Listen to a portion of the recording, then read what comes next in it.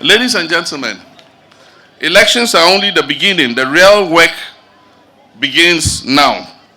And I'm here not just to say thank you, but to reassure you that your voice has been heard. Your vote has a purpose, and that purpose is to bring development to the region. We are determined under the guidance of the NDC's 2024 manifesto to bring transformational change to every corner of Ghana, and especially to regions like the Upper West region that have long been underdeveloped, neglected despite its huge potential. Since taking over the reins of government, our focus has been on stabilizing the economy. We therefore presented to Parliament in March this year a budget which was aimed at severely trimming expenditure and channeling the saved revenue into priority programs as promised in our manifesto.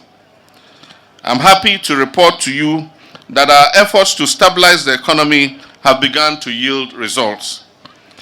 And it is evident in the improved performance of our local currency and also a gradual reduction of prices of goods and services in the market. I wish to commend the Honorable Minister of Finance and the Governor of the Bank of Ghana, along with their teams, for the close collaboration and coordination they are displaying in this economic turnaround. I'm sure that by the time the Honorable Minister comes back to Parliament to present his mid-year review budget in August, we would have more good news for Ghanaians.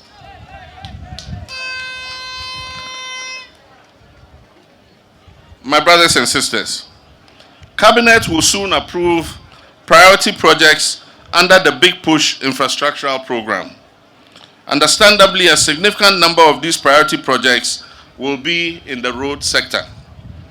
These works include the dualization of major highways, including the Accra-Kumasi, Accra-Takrade, Accra-Aflawo roads.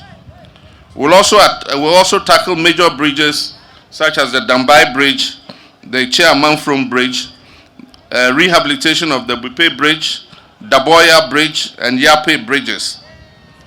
We're also designing a new expressway between Accra and Kumasi, which will reduce the travel time between the two largest cities in Ghana to about 2.5 hours. During the campaign, we traveled on the terrible road network that has become characteristic of the Upper West region. In this region, under the Big Push, we are prioritizing the Wa-Techiman-Bolgatanga trunk road.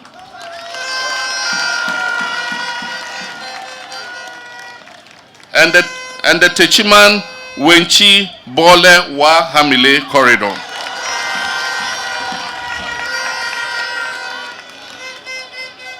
Sections of the Sola Fufuso Road will also be resurfaced to improve connectivity between the Upper West and the Savannah and Northern regions.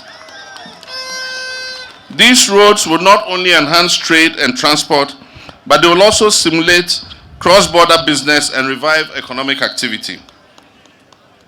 Equally, we will upgrade roads in the Wa East, Nadoli, Dafema, Buse, Isa, and Sisala East districts to improve access to markets, schools, and health facilities.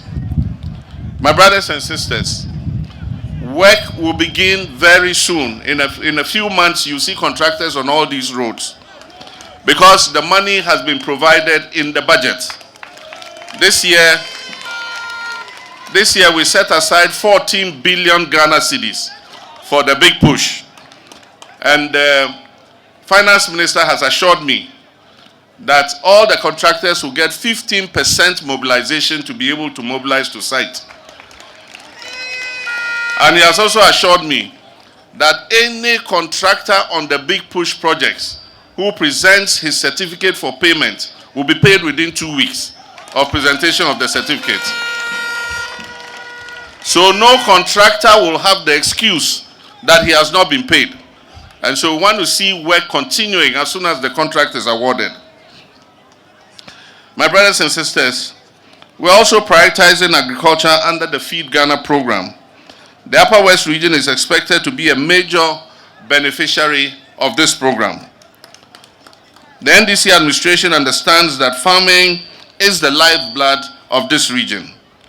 And so under the Feed Ghana and Agriculture for Wealth Creation agenda, we will construct and rehabilitate small and medium-scale dams across Sisala, Lambusie, and Wa East. We will invest in community-based irrigation schemes to promote dry season farming, such as the Kamba Irrigation Dam. We will provide subsidized fertilizers, seeds, and improved mechanization services. Establish modern warehouses and cold storage facilities to reduce post-harvest losses. The region will also benefit from the farmers' service centers we intend to set up. And I cut sword for the one in Gwelu in 2016 before I left office. Unfortunately, my administration was truncated and that project never took off. So one of the first to be established will be in the Upper West region in Gwelu to fulfill that promise that I made. We're going to ensure that farming becomes a viable and profitable occupation, especially for young people who are willing to go into agriculture. In education, we recognize the need to bridge the rural-urban gap. I've seen schools in this region where children still sit on the floor and where teachers lack the most basic resources. It is as a result of this that the Minister of Finance and the Minister of Local Government and Cabinet gave a directive that 80% of the revenue for the District Assembly's Common Fund must go directly to the districts. And we expect that the chief executives will provide furniture for schools that don't have it, will remove schools under trees and substandard school blocks, will provide CHIPS compounds where they are not available. And so a lot of responsibility is going to rest on the shoulders of our district chief executives. We'll continue and complete abandoned E-blocks. So the E-blocks that were abandoned by the previous government, we're going to continue and complete them. We'll absorb admission fees for all first-year students, and provision was made in the budget for this. And so the money is going to be credited to the students and it will be paid directly to the schools. We'll also provide free tertiary education for persons living with disability. And so, for persons with disability, from first year to final year, they will pay absolutely no fees.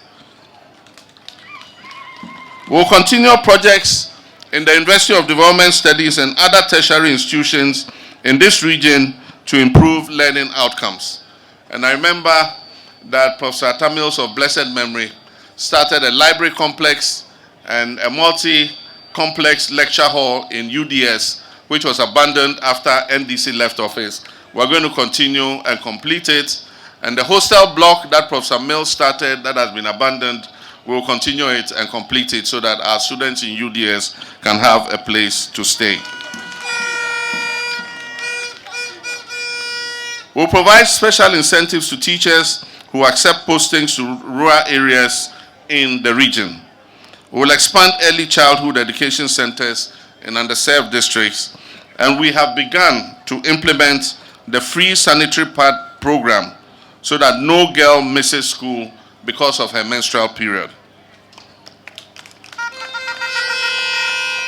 Our goal is clear, and our goal is that every child, no matter where they are born, should have access to quality education and the opportunity to succeed.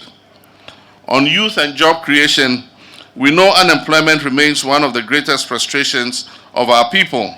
Our response, therefore, is deliberate. Under our National Apprenticeship Program, which I launched in Tamale 2 weeks ago, under the Jumara Initiative and the 1 Million Coders Program, we aim to provide opportunities for all our youth. And I expect that when these programs are fully operational, the youth of the Upper West region will take advantage of them. Funds are not a problem because resources have been provided in the 2025 budget for all these programs to take off.